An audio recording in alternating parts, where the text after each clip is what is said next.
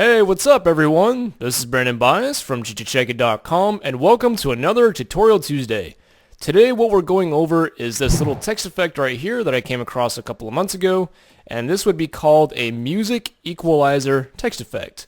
And the reason being is that these little dots kind of go up and down to kind of mimic what a equalizer would look like when you're playing music in like iTunes and things of that sort. And I originally found this as a text-based tutorial and I thought it was really cool, so I figured I'd make it into my own little video tutorial. Of course, I threw in my own little flair with the little the yellow and dark red splotches here and there to make it a little more interesting, but whatever, I'll go ahead and post the link to the original in the description if you want to go check that out. And so let's go ahead and get into this tutorial. So let's make our new document, and we'll set this to a little 1920 by 1080 preset I made. So set that to your width and height with a 72 resolution, and make sure you're on 8-bit because, I don't know, it seems that when people put it on 16-bit, it kind of messes up some of the filters and stuff. So just put it on 8-bit to make things simple, keep it as a transparent background, and we'll go ahead and let's just rename this, let's rename that text effect, just for kicks. And so we'll hit OK, and we'll hit Control 0 to zoom into canvas size. And we're ready to get started. So with black as your foreground color, go ahead and fill in this layer right here by hitting Alt Backspace or Option Delete if you're on a Mac. And let's go ahead and rename this to black just for the heck of it. And let's grab our text tool by hitting letter T and click somewhere on the left hand side to start typing in our text. And make sure that you have this MG Open Mode Data font selected, which you can download from a link that I will go ahead and provide in the description. And I went ahead and changed the font style to bold with a 480 point font. And I have the anti-aliasing set to sharp, but that's not exactly necessary. But you do want to set your font color to white. And so once you've got all that, go ahead and type in your text. So in my case, I'll type 150 dB because this is our 150th video on YouTube, and decibels because it's kind of music related. So kind of fits. But if you take a close look, these are kind of spaced a little too far apart for my liking. So I'm going to go ahead and select all of this and go to our character menu over here. If you don't have that, just go to Window Character right there. And so on this little VA with the little two arrows underneath it, just type in -40 and that will squeeze it together a little bit. But the 1 and the 5 and the 5 and the 0 are still spaced a little funky. So let's click between the 1 and the 5 and let's click and drag where it says VA right here and drag it to the left. And you'll see that the 1 and 5 will get slowly closer together. And we'll just do that until it gets to about, let's just say -220, looks pretty good. And we'll do the same thing between the 5 and the 0. So let's click and drag to the left until it's about -90. And that's looking pretty good. So now we'll do the little check mark dealio up here to commit all that. And so now we want to go ahead and center this on the canvas. So to do that, we'll grab the Move tool. And we'll select the canvas by hitting Control A or Command A if you're on a Mac. And we'll click the 2nd and 5th icons right here to center it vertically and horizontally. And then we'll deselect that by hitting Control D or Command D if you're on a Mac. And let's go ahead and close up this menu and move on to the next step, which is making all those little rounded dots. So let's start off by, let's go ahead and change the fill on the text to about 50% over on the right hand side over here. And let's go ahead and make a new document because we're going to make our dots into a pattern. Now the dots I've decided should be about 55 by 30 in width and height, but at the same time I want to have a 5 pixel gap between all of my, what are they called, the dots. There we go. And so I'm going to change the width to about 60 and the height to 35, and we'll call that good with the transparent background and hit OK. So let's go ahead and zoom in a little bit to see this a little bit better. I've got this enabled in my my general preferences. Let's go to hit Control K or Command K if you're on a Mac. And so I've got the zoom with scroll wheel turned on, so that makes it easier to zoom in and out. And so what we'll do is make some guides so that we have a perfect 55 by 30 pixel dot. So to do that, let's go grab our rectangular marquee tool and let's change the style to fixed size, and we'll change that to width of 55 with a height of 30 pixels. And then if you click on the canvas, you see we've got a nice little box here, and we'll just drag it to the upper left hand corner. So the next thing we'll do is make some rulers by hitting Control R to bring up our rulers, or Command R if you're on a Mac. And let's click and drag from the top ruler on down to the top of the box until it snaps to it like so. And we'll make another ruler to snaps to the bottom of our little selection. And we'll do the same thing to the left side and the right side. So here we go. We've got 4 rulers to mark the dimension of our dot. So let's just go ahead and click on that box with our Marquee tool to deselect it, or by hitting Control D or Command D if you're on a Mac once again. And let's just go ahead and grab our rounded rectangle tool on the left hand side over here. And with a radius of 10 pixels and a fill color of white, this will be a little bit different if you're on CS5, but it can still work, so don't really worry about it.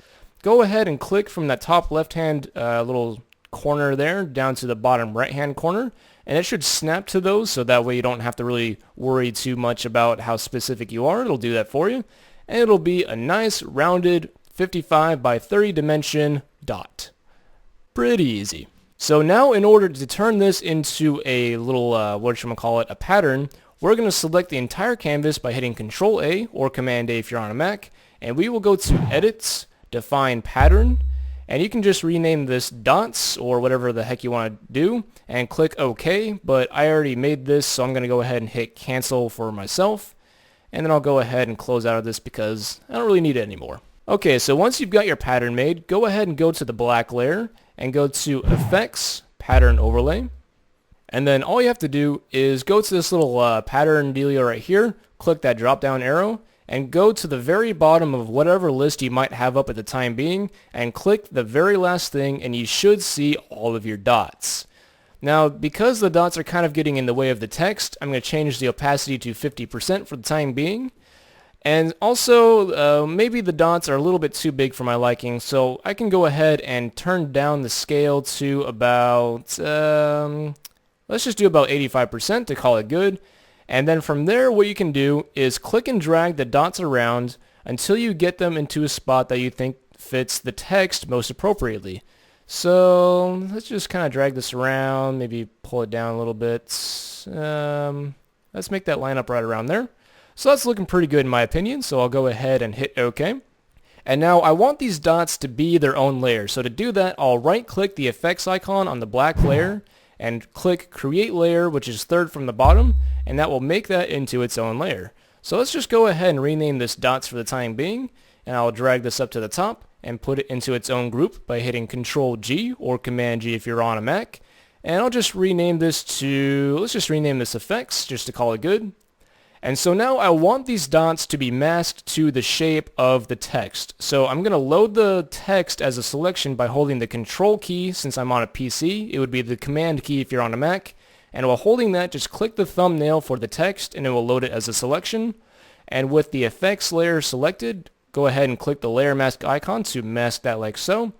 And so let's just turn off the 150 dB text by clicking that I just so we can see what's going on. Alright, so we're off to a pretty good start, but we're not all the way there, of course. We got lots left to do. So let's go ahead and select our dots layer, and you'll see that the fill is down to 50% because that's what it was when we made the initial effect. But let's go ahead and put that down to 10% instead to make it a little bit darker. And now we're going to start making the color on top of it. So to do that, we'll go to Effects, and let's go to Gradient Overlay. And so let's go ahead and click on the gradient, and we'll double click the black slider and we'll change that to DE0303, which is a slightly reddish color, and hit OK. And then change the white slider to, let's see, it was FFCB05, which is a more golden color, and we'll hit OK and hit OK again. And I'm going to drag this off to the side just so you can see a little bit something here. So we did a red to orangey yellow gradient, but all we're seeing is the orange midtones of that. So in order to see the red to yellow, we're going to have to scale down our gradient. So let's just put the scale down to about 50%, and you should see the red to gold little gradient a little bit better. So now we'll go ahead and hit OK. And so now we need to make a little bit of an adjustment because the gradient is covering the entire text and not just the dots. So let's go ahead and right-click that effects icon and make a new layer. And let's hold the Alt key since I'm on a PC, or the Option key if you're on a Mac, and click between those two layers so it's no longer a clipping mask. And I'll go ahead and rename this gradients. And so let's put this gradient into its own group by hitting Control G or Command G, again if you're on a Mac. And you can rename that gradient as well if you so choose. And so now in order to make this gradient just be on the dots, we're going to do the whole making the layer into a selection thing by holding the Control key since I'm on a PC and clicking the thumbnail for the dots just like we did for the text. And so now with the gradient group selected, go ahead and click the layer mask icon, and there you go, now the gradient is masked to the dots. Okay, so you're probably wondering why did we bother putting the gradient into a group and masking the group when you could have just put that mask on the gradient itself? Well, the reason being is because we need another mask applied to this gradient. So with the gradient layer selected, go ahead and add a layer mask to it, and go back to your rectangular marquee tool, and make sure that you change the style back to normal, and hit the enter key to commit that. And you're going to need to go through and make square selections around the dots that you want to get rid of. So maybe around those first two, hold the shift key, click and drag another square around that first dots, and then go on through all of these and select all of the dots that you know for a fact that you want to get rid of.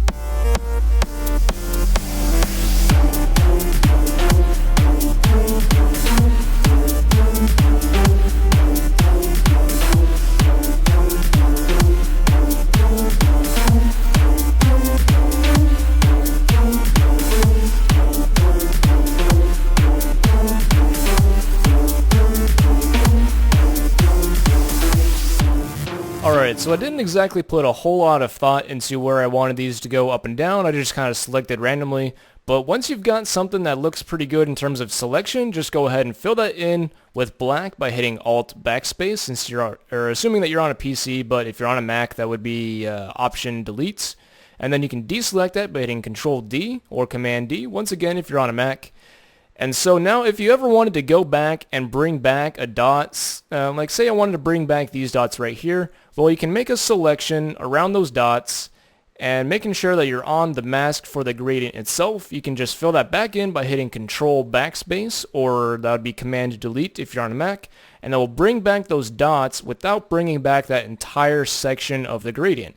So that's why we have two different gradients, to just kind of make sure that we can bring back some dots in case we accidentally got rid of some that we, wanted to keep.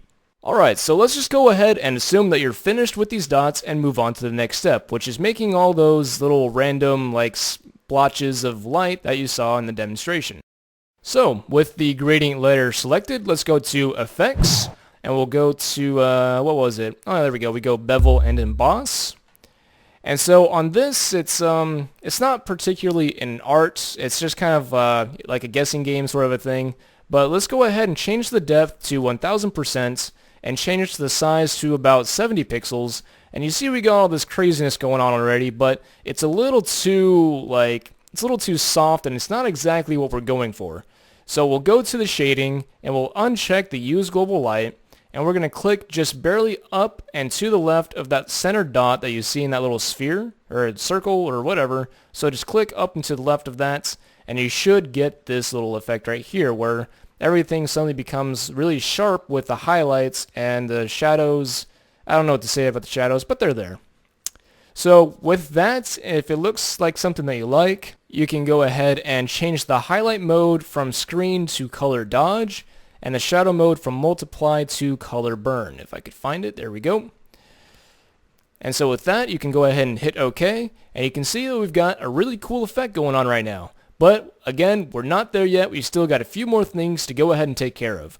Let's go ahead and go back to our dots layer, because the dots that are gray are there, but they don't really pop out too much, or they don't really stand out from the orange and all that too much. So what we'll do is, with that dots layer selected, is go to Effects, and we're going to go to Inner Shadow. And so something that you'll notice is that no matter what you do, you don't really see anything going on the dots.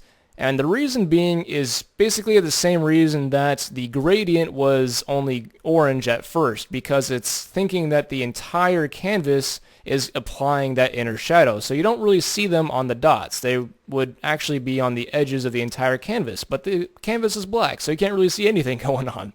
So what do we do to fix this? So what we'll actually do is cancel out of that, and we'll actually load the thumbnail here for the dots as a selection by holding the control key if you're on a PC or a command key if you're on a Mac, and clicking that thumbnail and loading it as a selection, and then adding a layer mask to the dots itself. So we're basically using the dots as a mask for itself. So now if we go back, go to effects, and we'll go back to that inner shadow. Now the actual drop shadow will, the inner shadow will be seen on the dots. But we're going to go ahead and put the distance on those down to 0. Maybe amp up the size just a little bit. Maybe put up the opacity. Just whatever you think looks pretty good. Just mess with those settings. And once you have something that looks pretty good, you can go ahead and hit OK. And so there we go. So the next step is to go ahead and start making this stand out a little bit more with a more interesting background.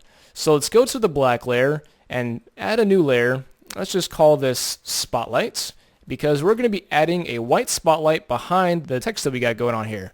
So let's go to our not a rectangular, but our elliptical marquee tool over here, and with a feather of 200 pixels, go ahead and click and drag an oval roughly the same shape and size as the text.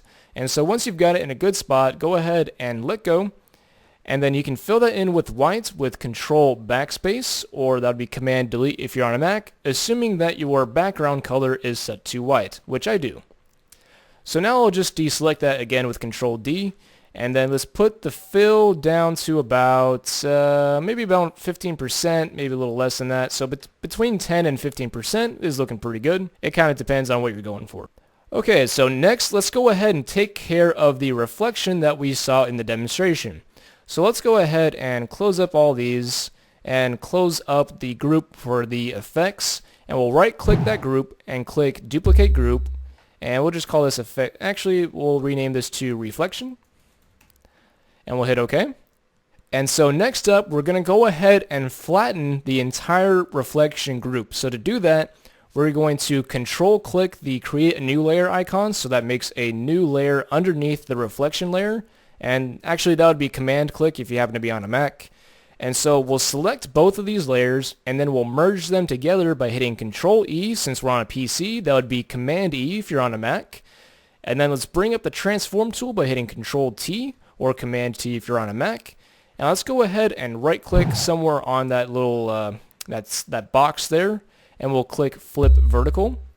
And then we'll just click and drag downwards while holding the shift key until it snaps to the bottom of our original text. And so once you've got that down, just go ahead and hit that little check mark in the top hand section right there. And next, let's just go ahead and bring the reflection right down below the effects group. And let's add a quick little layer mask on that by, clicking that layer mask icon. Now let's grab our gradient tool by hitting the letter G. And go ahead and make sure that the gradient is set from black to white. And then let's just click somewhere in the middle of the text and up to the middle of the original text right there. And so now we've got a pretty decent looking little reflection. But we need to add a little bit of a shadow to distinguish those little guys right there. So let's go ahead and, oh that's right, we need to go over here off to the side. And let's grab our ellipse tool and making sure that the fill, actually the fill doesn't really matter, don't even worry about it, but click and drag an ellipse where you think the shadow would be. So something like that is looking pretty good to me, and I'll go ahead and let go. And of course it's white, but it doesn't even matter. And let's go ahead and change the fill down to 0% so that way we don't see it. And then we'll grab our move tool and move this up and to the left out of the way. And now we'll go ahead and add an effects. Let's do a drop shadow. Where they put it? They rearranged everything in CS6. It's kind of annoying. So once you're adding the drop shadow, all you have to do is click and drag on the canvas down to the right, and that will move that drop shadow where you think it needs to go. So let's move this out of the way, make sure we're getting this in a good spot. So right there is looking pretty good, but I need to amp up the size to soften it up a little bit. Maybe that's a little too much. Maybe darken it up a little bit. And that's looking pretty good. So I've got the size about 51 pixels and an opacity of 84%, but that's not exactly, particular. You can go ahead and set that to whatever you want. And we'll go ahead and hit OK. And let's close that up, and we'll just select the black layer just so we don't see that little ellipse that was going on right there. Alright, so let's hit the letter F and the letter F again. There we go. And hit Control 1 to zoom up to 100%. And let's see what we have wrought. So in roughly about 20 minutes, we were able to make a pretty cool effect. Now, I know that I rushed through all of the steps, but I do think I was able to kind of explain everything pretty well. I just didn't want this to end up being like 40 minutes long because I babied the viewer, you know, whoever happens to be viewing at the time. I just didn't want to end up like that, so I kind of rushed through it. I'm sorry if like I left something out or if something didn't make sense. So if you have any questions, let me know in the comments below, and just be nice, because I really wanted to get this done without like, you know, taking forever. Or I don't know, you get the point. I'm kind of rambling on, so let me know what you think of the tutorial. And if you so choose, go ahead and follow us on Facebook. Well, I guess that would be like us on Facebook, follow us on Twitter. Either way, facebook.com/chichicheckit or twitter.com/chichicheckit. And of course, if you like this video, share it with others, like it, comment, let us know, all that jazz. And that's it for today, guys, so I will go ahead and see you next Tuesday. Peace out!